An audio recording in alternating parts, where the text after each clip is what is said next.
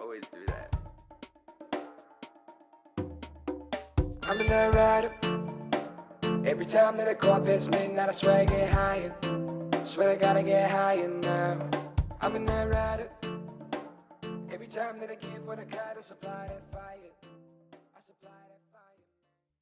Oh, yeah, and welcome back, you beautiful bookworms, to another episode of Bookmarks with Bump. I'm your host, Bump, a jackass of all trades and a master of none. That's what qualifies me to have this here podcast. I'd like to welcome you all into another episode. I'd like to welcome back the new listeners. I've noticed a little bit of an uptick on most platforms, so welcome to the show. I'm glad that you're enjoying it. I'm glad you're sticking around, and we got another hot one off the presses for you. Speaking of hot, what's raging on, hopefully besides all of your New Year's resolutions, are the wildfires in the Palisades of Los Angeles. This is just kind of, no pun intended, something I thought would blow over the last week, but they've continued, and now we have winds of 70 to 90 miles an hour out in that area, which are making it extremely difficult to maintain. Also, the things that are coming out around this fire, as well as far as how poorly the state parks were managed, how dead forestry was just left there to rot, which rotting wood is very easy to burn, and it makes it easy to spread a fire. Now, not only is it that, like, that's one thing, like, that's an issue that should have been taken care of on another level, but then you hear about how many different areas of the fire were a cause of arson. And you hear those types of things, and it can make you kind of lose humanity in the world. You have to focus more on the amount of people that are stepping out and doing whatever they can to stop this or help the people who are affected, and take a breath to hear, like, different mindsets of people who have gone through it. I was listening to a show today, and one of the people's sister lives in the Palisades, lost her house, lost everything. And, he said that he was apologizing to her, and she said, we're fine. Everything is perfect. Yeah, we lost all of these material things, but the most important thing is still here. And I'm sure a lot of people who are affected like this have that kind of mindset, but that's very powerful, and it's very strong to be able to say that, even though you just literally lost everything you own. And when I heard that, I kind of thought of something I read that I'd like to share in my book today. My church is awesome. They give out this book of daily devotionals. Um, it kind of is a way to help keep you in the Word. I like it a lot because not only do I learn new things from the Bible, but I also get to read. It reminds me to read every day. So every day when I go out on break, I pick up the book, I read it, and then I, more often than not, pick up another book and read for the rest of my break. But this one was about compassion, and I know something in it just really, it compelled me to want to share it with the podcast before I get into the threads that I have for today. This book is called The Daily Devotionals. I'm sure you can find it in any bookstore, and every year it has a theme. This year's theme is the gift of God's grace and compassion, and today was Moved with Compassion, with an excerpt from Matthew chapter 14, sections 13 through 14. When Jesus heard it, he departed from there by boat to a deserted place by himself. But when the multitudes heard it, they followed him on foot from the cities. And when Jesus went out, he saw a great multitude, and he was moved with compassion for them and healed their sick. And there's always an interpretation that's left by a reverend or pastor day by day. And he said, when was the last time your heart was stirred with compassion? Consider a rare condition known as congenital insensitivity to pain, CIP. In this condition, individuals are unable to feel physical pain and have never experienced it. I don't think that's ever happened on this show before. I usually have my ringer off. It's very unprofessional of me. Nonetheless, in this condition, individuals are unable to feel physical pain and have never experienced it. While it might seem unusual Feeling physical pain is crucial for our survival. CIP becomes perilous because those affected may not notice injuries or illnesses, often leading to tragic consequences, especially in childhood. Burns are among the more common injuries. Physical pain is an essential signal, alerting us when our bodies require extra care. It prompts us to pay attention to our well-being and take necessary steps to address what ails us. Moreover, pain can prevent us from inflicting further harm upon ourselves. The sobering reality is that even if we don't feel the heat, we can still get burned. This concept extends to our spiritual lives as well. When we fill our lives with busyness to evade our emotions, we risk missing the signals our spiritual selves send. Much like Jesus, we may need to scale back, prioritize self-care, or refocus our efforts on what God's intentions are for us. In a similar vein, excessive busyness is akin to someone constantly repeating the same advice until we tune them out. It renders us numb to guidance, causing us to disregard warnings or corrections. Without understanding this, we risk living a fragmented life on autopilot. It ends with a prayer. Father, guide me to seek your signals and be sensitive today. Amen. And this is something that I touched on last week when we talked about the sensory deprivation tank. There are moments where you have nothing going on, and all of your stimulation is left to your thought. And sometimes that can be an anxiety-inducing moment for people. Oftentimes, those are the signals that we're ignoring. When we just listen to ourselves for a minute and really take a step back from everything, it's a tough thing to put yourself in a spot where you have to listen to your own thoughts. But there's a reason you're having them. Sometimes there's not, and sometimes there's intrusive thoughts that are just like dangerous things that you shouldn't be doing. Maybe it's not. Maybe there's no thoughts at all. I think it's like 33. 1/3 of people don't have an inner dialogue. And I guess that's why they say ignorance is bliss. But I wanted to share that thought on compassion and just, kind of taking a step back. Oftentimes we live such busy lives and we never give ourselves a moment for ourselves.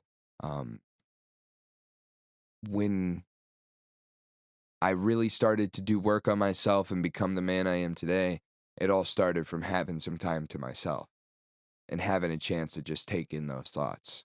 Sometimes you just got to turn the podcast off, take the headphones out, and think for a minute.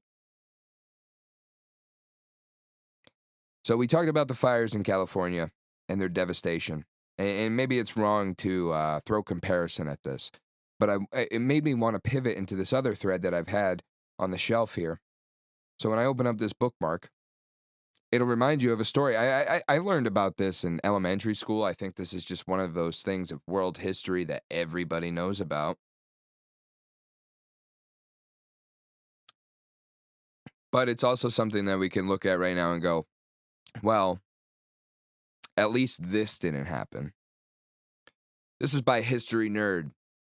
Pompeii woke up to life as usual. By nightfall, it was buried alive.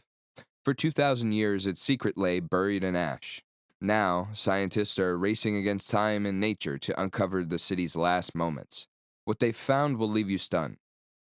On an ordinary day in 79 AD, Pompeii was alive with the hum of Roman life. All roads lead to Rome.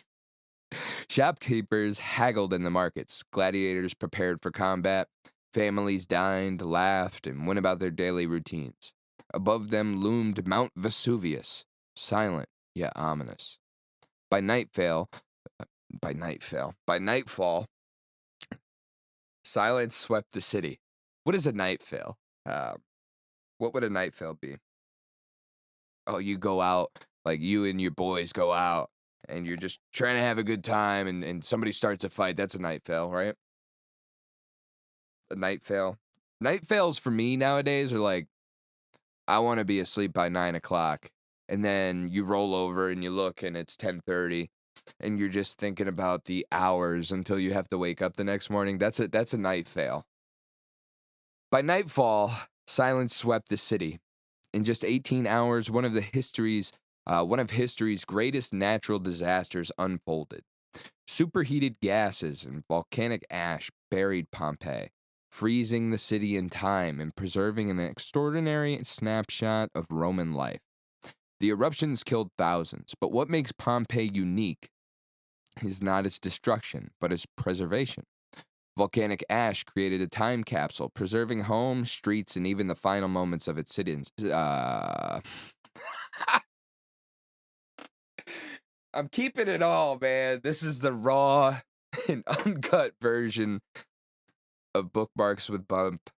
This is just what it is. I don't know what to tell you guys. I'm here. I'm doing a solo podcast, and for people who listen to podcasts, which what another dumb thing to say. Obviously, you listen to podcasts if you're listening to this podcast, but there are co-hosts most of the time. There's somebody to bounce your ideas off. I'm just spitballing here, man. I'm just, I'm on a tube on the top of a mountain, and I'm just bouncing from tree to tree, making my way down.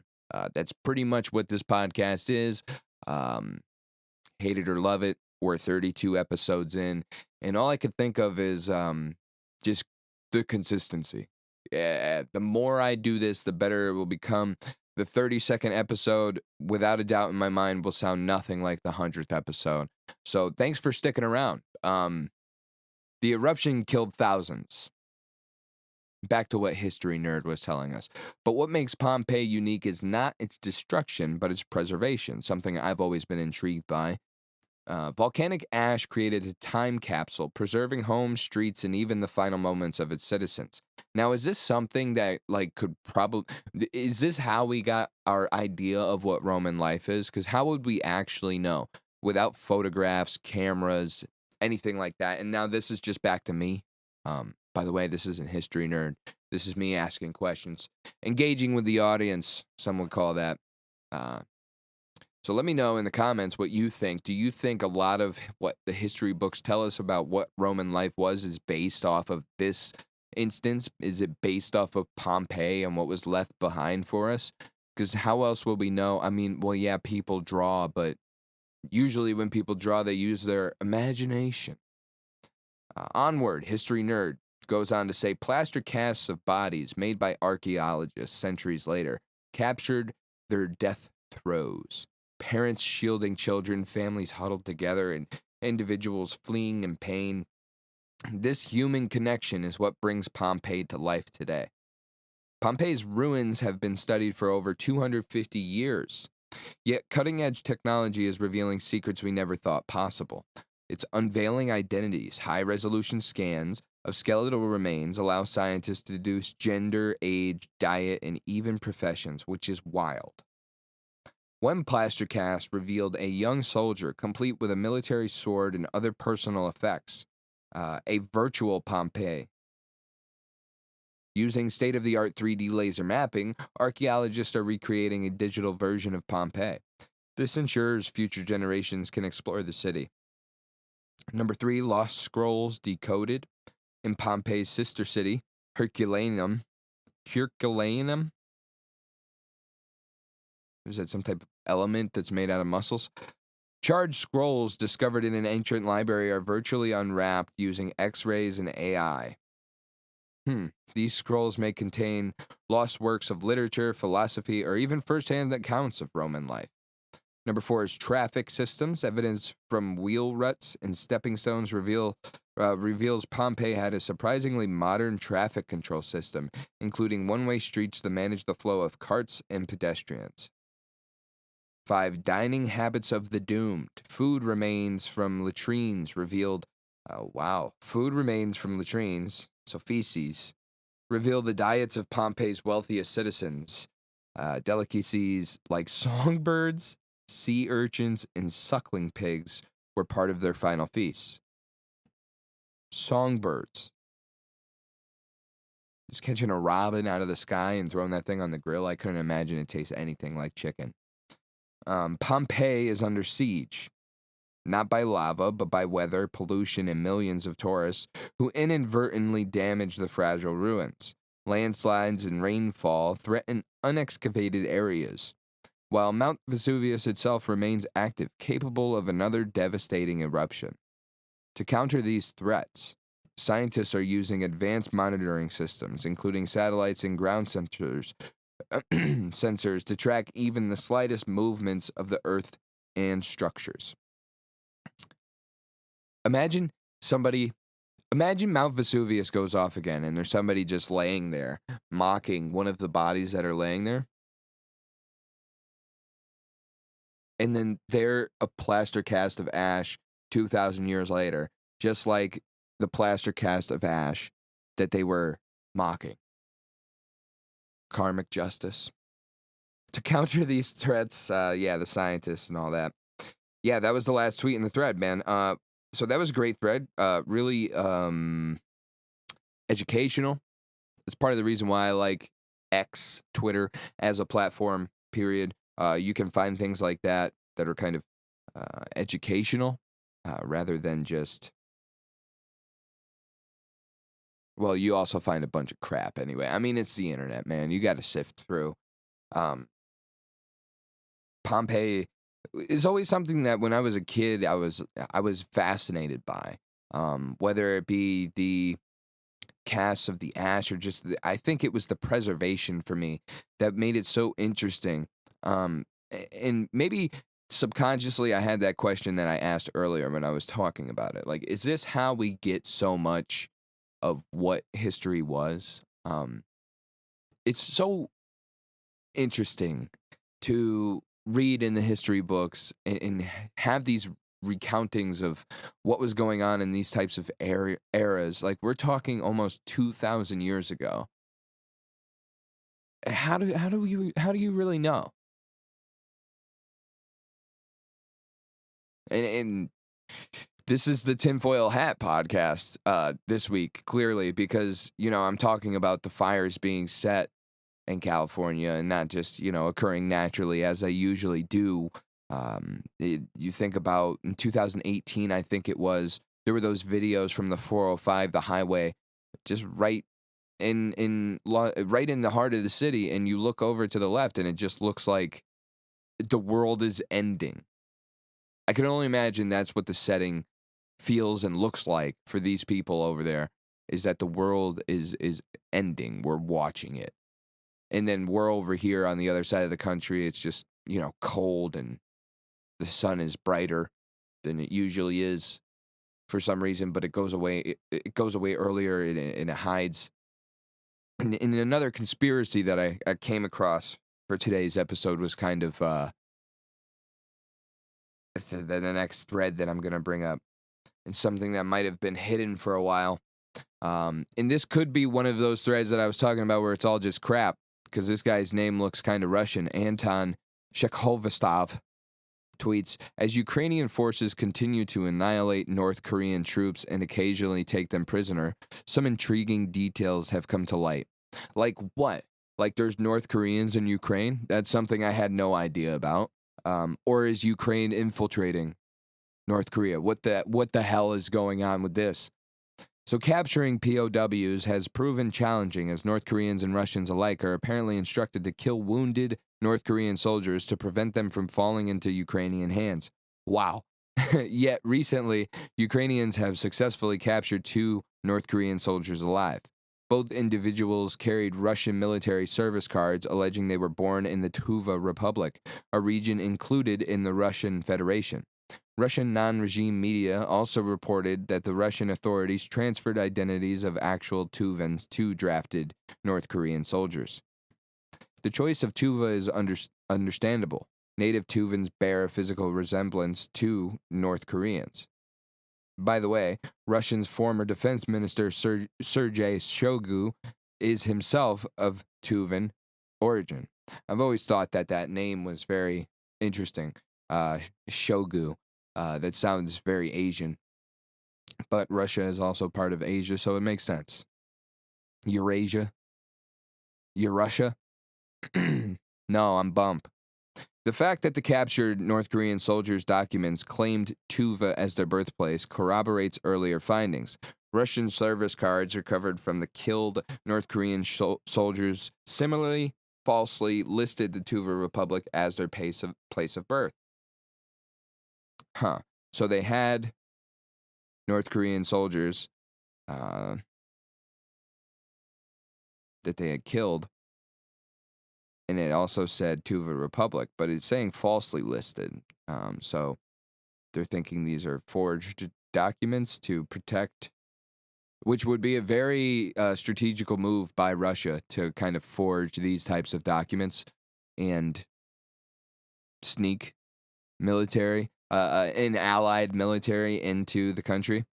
And also, what another thought here. What type of evil general is like, hey, if somebody's hurt, kill them? You know, you always see in the movies, like, here we go, perfect example. In Forrest Gump, Lieutenant Dan loses his legs. He's like, just leave me here to die. And Forrest was like, nah. And he did the same thing for Bubba. So that's not something we typically hear of, right? Is somebody to abandon their brother in the battlefield. So very interesting strategy. And it makes you, that's something that I question. Like, is that a real order from these people? Or is this some propaganda type shit that they're going to put out to make us just think that these people are very evil so we can spend billions of dollars on wars? Anyway, yet another particularly interesting discovery was a diary found on one killed North Korean soldier. Ukrainian Special Operations Forces translated a number of pages from that diary, which the former owner had regularly updated, and one part was especially revealing for me. What is it? The part where it looks like it's written in Korean? There's a picture.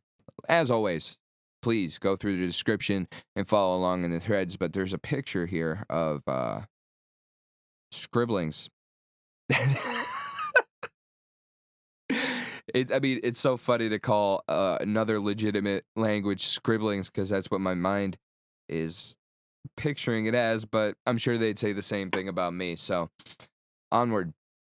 Here's a deep L translation, UA to English, UA, of that part. It reveals that the soldier's motivation to fight was not connected to Russia's war itself, but stemmed from his loyalty to the North Korean regime, loyalty that appeared partly driven by a sense of guilt over something he had done back home. Let's read it. Since the defense of the fatherland is the sacred duty of a citizen, and the greatest duty is the defense of the fatherland, in which all my happiness lies, I put on the military uniform of the revolution to protect the supreme commander. I was blessed to be given the opportunity to be promoted as master sergeant in my company. However, I betrayed my own party, which trusted me, and committed ungrateful acts against the supreme commander. The sins I committed are unforgivable, but my homeland gave me a path to rebirth and a new start in life.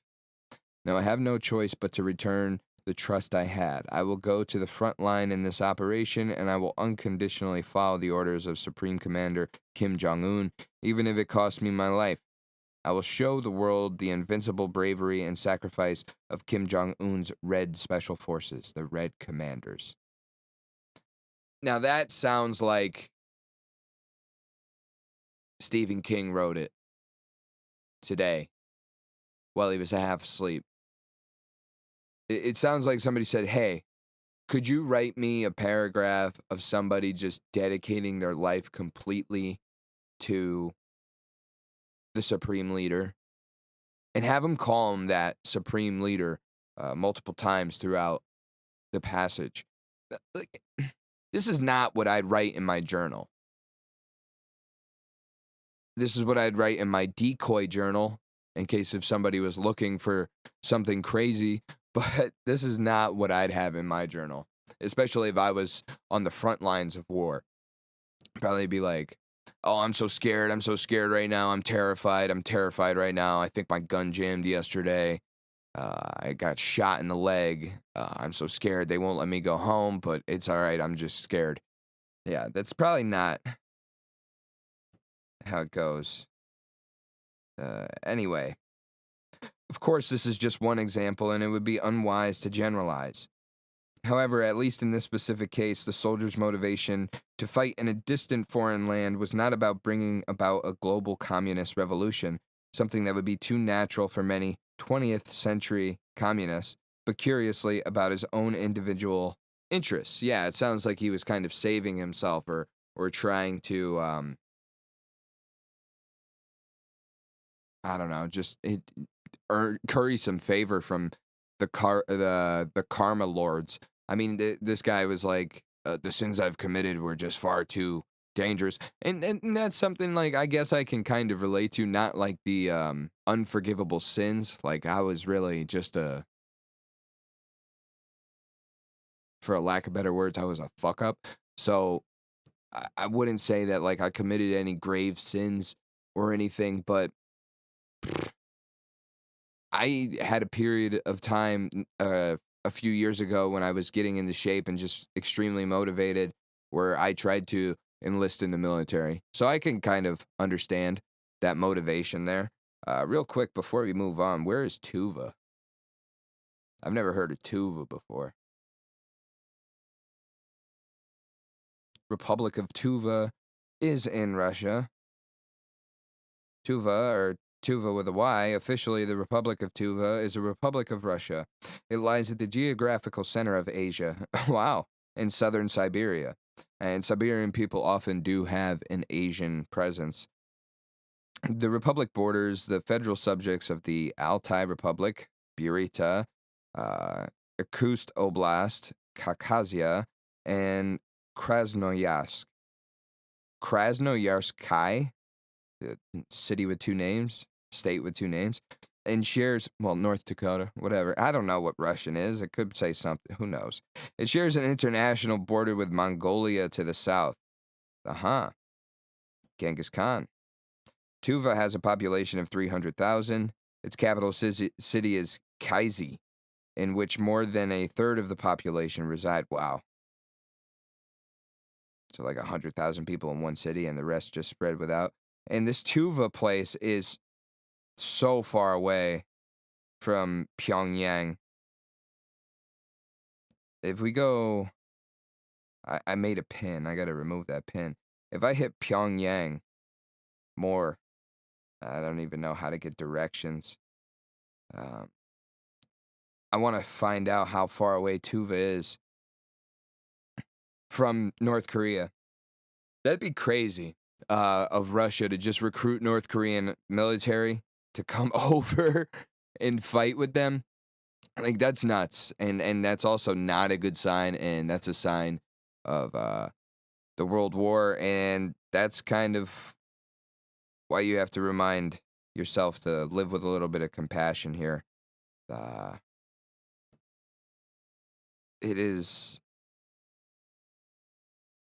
It can make you feel like a loss of humanity. That's really what it is. And sometimes if you're feeling that lack of humanity in life, you lose direction. You kind of feel, it makes you depressed, right? But there's something I came across this week as well that I'm going to share that is a mindset that I've adapted before even seeing this, where it's like, yeah, you just got to do it, man, until you can't anymore. Because if you don't live to the fullest, you're really, if you let all of these things bring you down and make you lose hope, once you lose hope, you really lose everything. You don't lose everything until you lose hope. And so Ernest Hemingway once wrote, "The hardest lesson I've had to learn as an adult is the relentless need to keep going, no matter how shattered I feel inside." The truth is both raw and universal. Life doesn't pause when our hearts are heavy, our minds are fractured, or our spirits feel like they're unraveling. It keeps on moving, unrelenting, unapologetic, demanding that we move with it. There's no time to stop, no pause for repair, no moment of stillness where we can gently piece ourselves back together. The world doesn't wait, even when we need it to. What makes this even harder is that no one really prepares us for it. As children, we grow up on a steady diet of stories filled with happy endings, tales of redemption and triumph where everything always falls into place. But adulthood strips away those comforting narratives. Instead, it reveals a harsh truth. Survival isn't glamorous or inspiring. Most of the time, it's wearing a mask of strength when you're falling apart inside. It's showing up when all you want is to retreat. It's choosing to move forward, step by painful step, when your heart begs for rest. And yet, we endure. That's the miracle of being human. We endure. Somewhere in the depths of our pain, we find our reserves of strength we didn't know we possessed. We learn to hold space for ourselves, to be the comfort we crave, to whisper words of hope when no one else does. Over time, we realize that resilience isn't loud or grandiose. It's a quiet defiance, a refusal to let life's weight crush us entirely. Yes, it's messy, it's exhausting, and yes, there are days when it feels almost impossible to take another step. But even then, we move forward. Each tiny step is proof of our resilience, a reminder that even in our darkest moments, we're still fighting, still refusing to give up. That fight, that courage, is the quiet miracle of survival.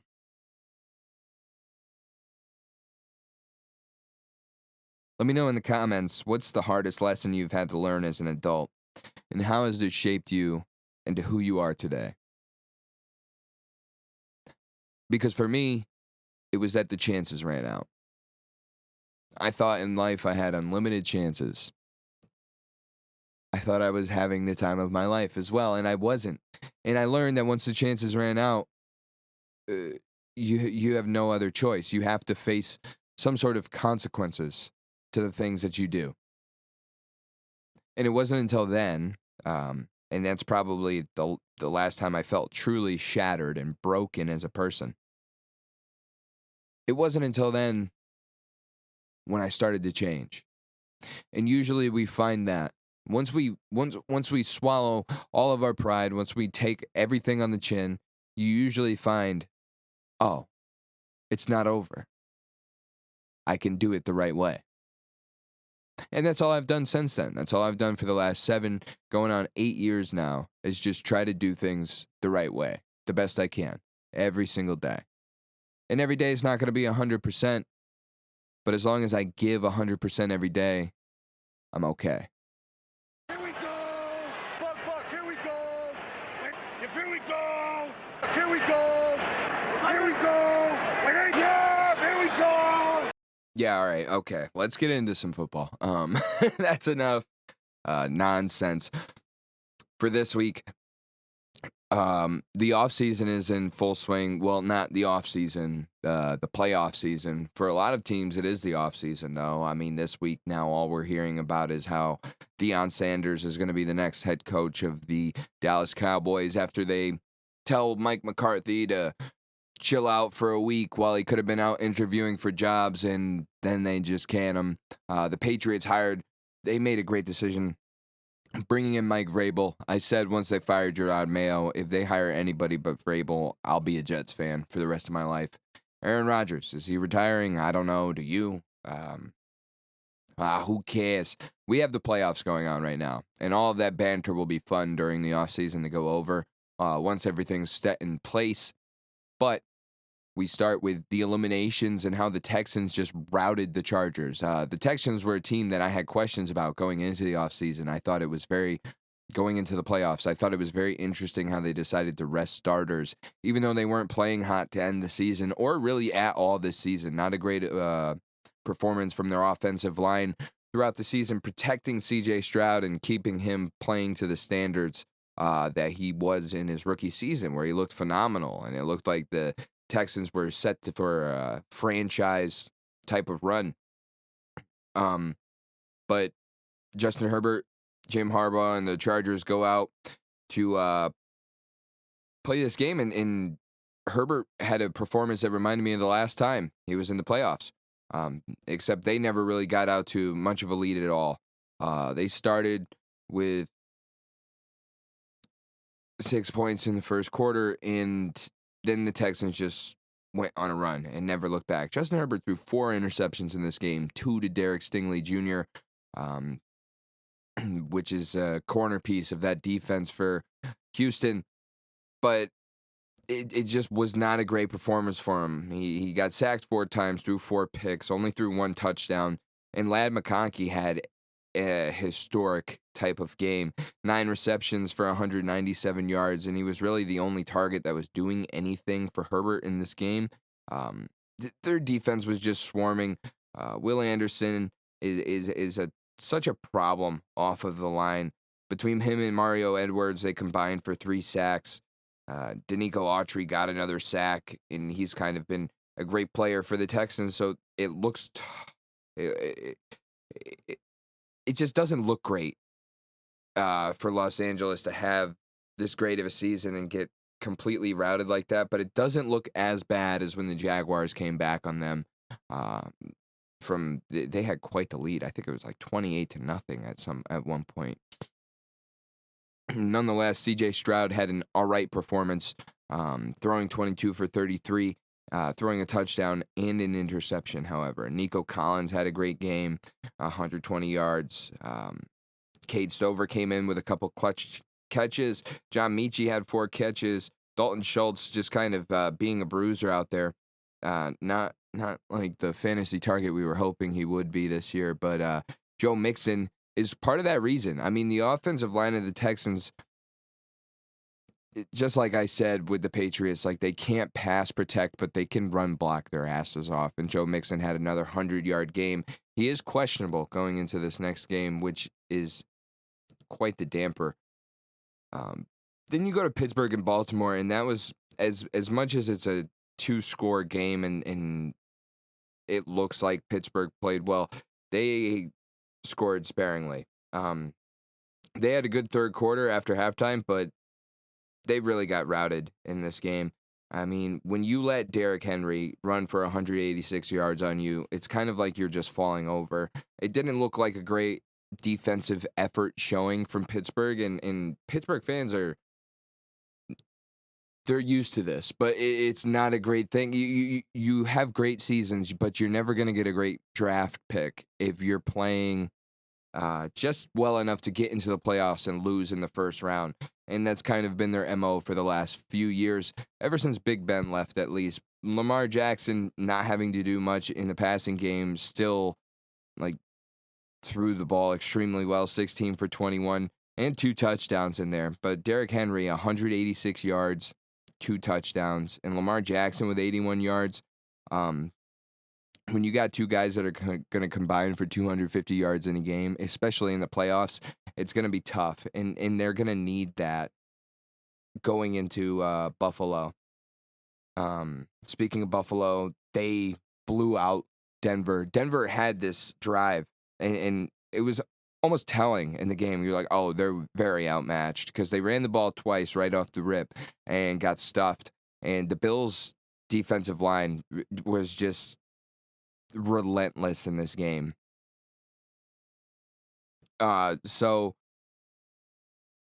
they have those 2 runs, and then on third down, Bo Nix throws a phenomenal 43-yard pass for a touchdown. And in that moment, I said, oh, wow, the Broncos actually have something here. But they didn't. That was the only touchdown he threw all game, while Josh Allen went on to throw for 2, and James Cook ran in for 1. This was just, it was a complete blowout. I mean, they held the ball for 41 minutes in this game, not giving the Broncos much of a chance. 26 first downs to 13. The Broncos didn't turn the ball over, but the Bills just dominated. And they dominated by rushing. They rushed for 210 yards. They rushed the ball 44 times. They converted a bunch of third downs, which is, you don't always want to be in that position. But when you allow yourself to get down, you're wasting time for the other team. And you're giving them more of a sense of urgency and making them play a different style of game.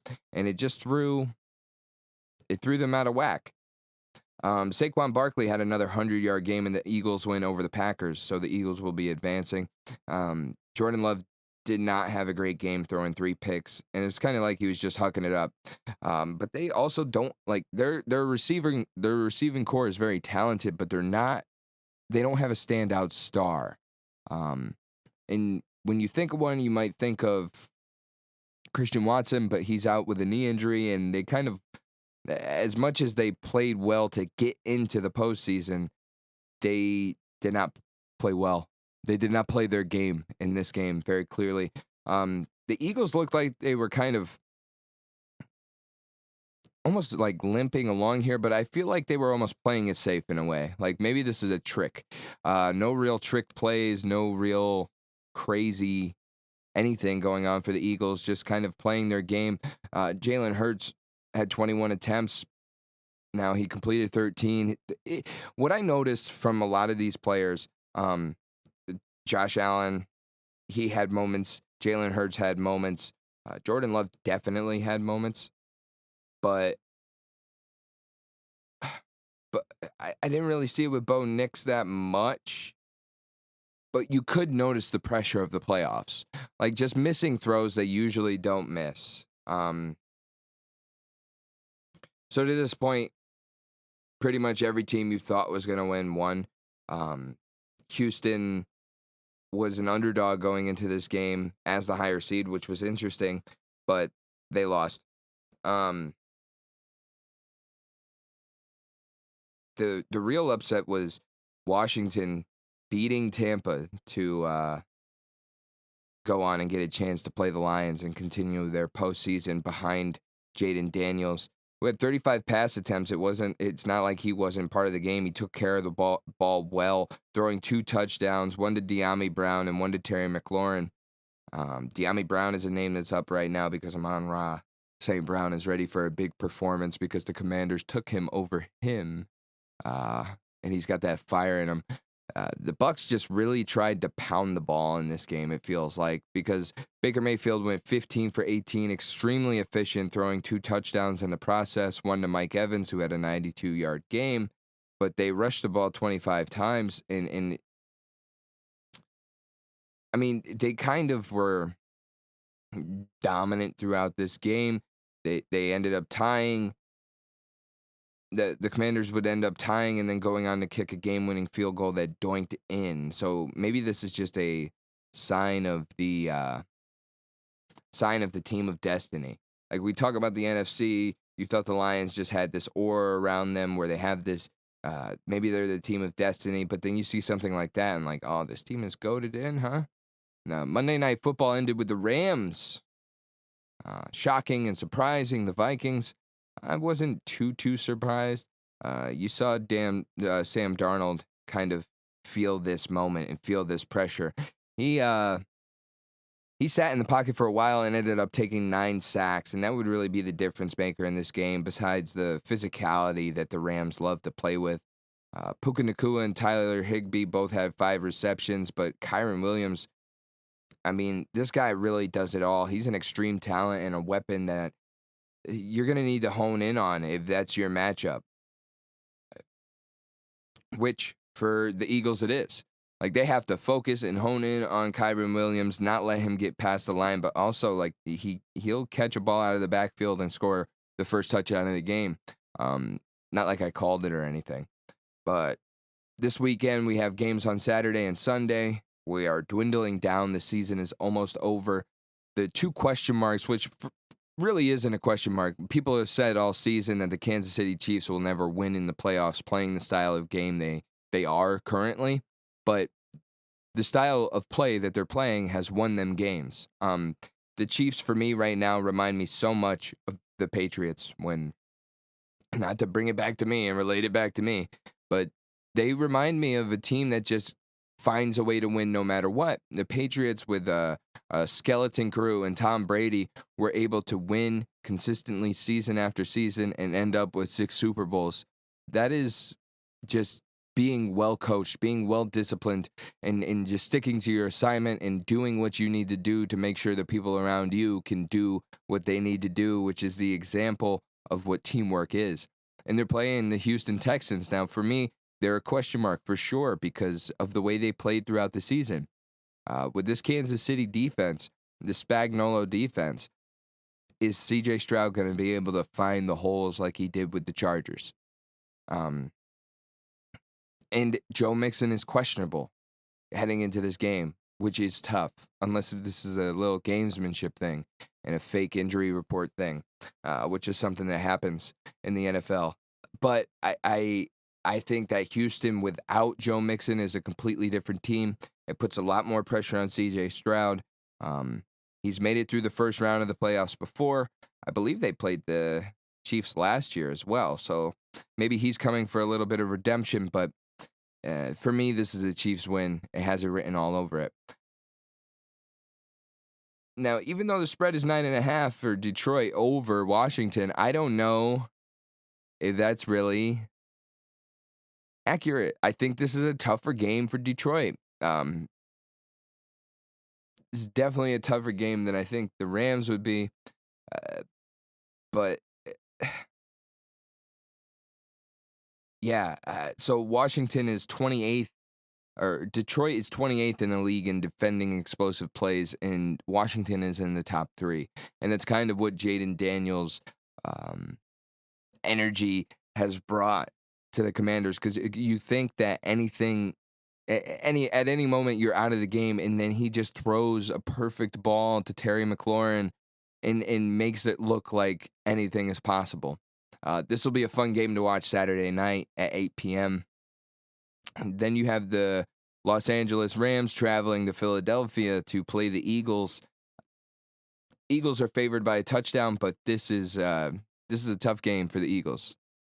The Rams have a lot of weapons, and they have a young defense, which their defense has played great. Their secondary has played great this season with the key additions that they've been able to bring in, bringing back CJ GJ. You have Darius Slay.